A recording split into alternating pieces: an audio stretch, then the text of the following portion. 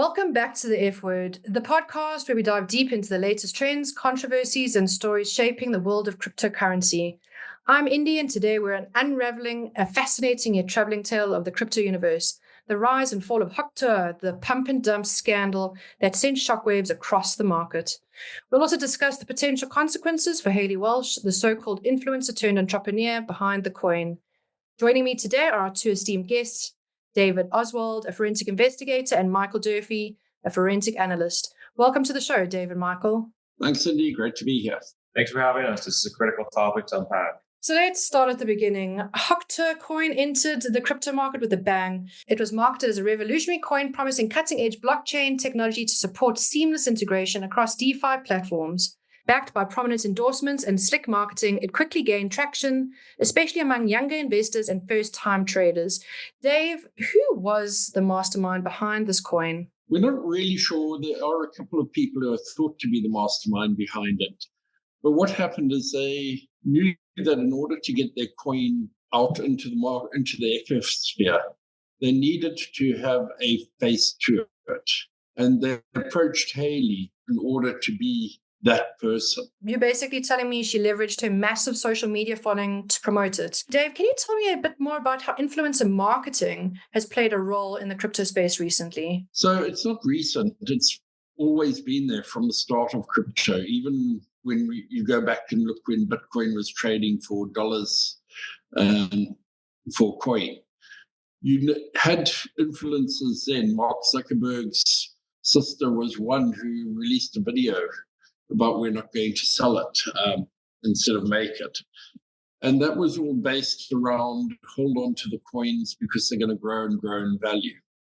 Now, this type of influence has been what's really been one of the driving forces behind all of the cryptocurrencies, and this is no different. So here, the influence is acting as a bridge between the project being set up by these people and the public, and so that they know about the project. There's no point in having a cryptocurrency coin if nobody knows about it, no matter how good it is.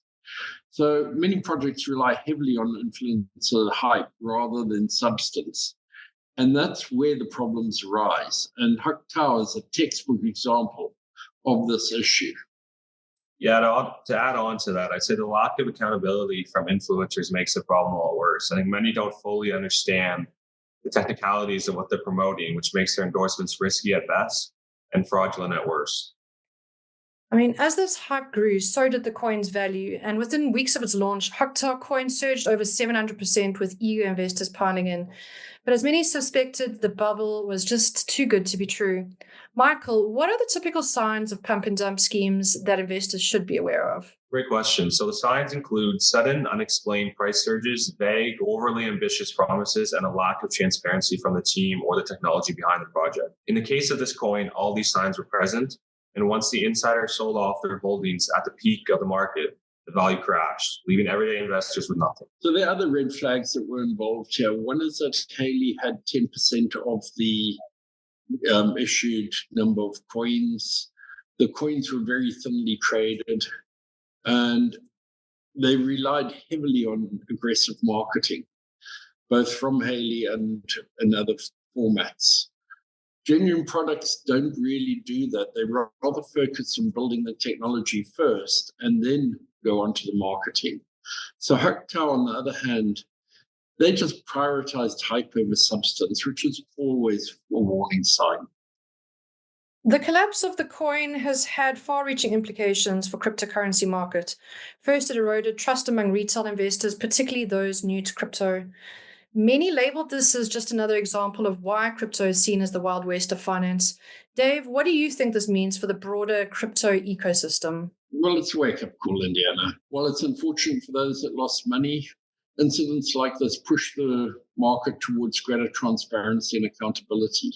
We need more regulation in crypto than what we've got at the moment. It's too easy for somebody to set up a coin and sell it. And we've seen multiple coin offerings which have failed, not just this one coin.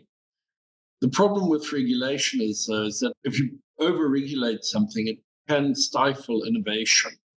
And that would lead to us not moving forward in this space. So there's a real key to finding a balance. Yeah, I agree. The challenge is separating legitimate projects from scams. Incidents like this coin create skepticism over genuinely innovative projects, which can be damaging for the industry as a whole. Now let's discuss or address the elephant in the room. What is next for Hayley Walsh?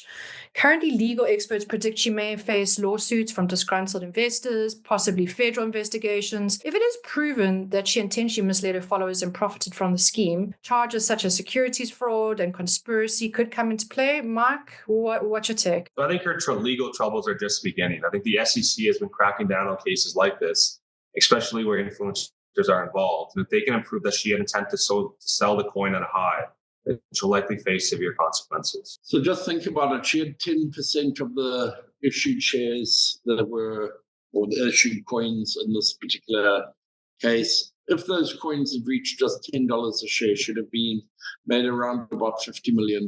So there was a huge amount of upside for her in order to promote this coin, even if there was nothing behind it. And so there's going to be a few things that happen. One, it's going to affect her reputation. And let's be honest, for anybody in the social influencer sphere, reputation's everything. If you don't have a reputation, you're gone. So even if she manages to avoid prison time, which she may well not manage to avoid, her career as an influencer is probably over. So what can we learn from this Hawk Tauh Coin fiasco? For starters, to me, it's a stark reminder to approach crypto investments with caution. High promises of returns are often red flags. Dave, any advice for our listeners? Well, do your homework and think about who you're listening to when you're actually making calls to invest money. Let's face it, Hayley's reputation was built on giving advice on how to give a blowjob.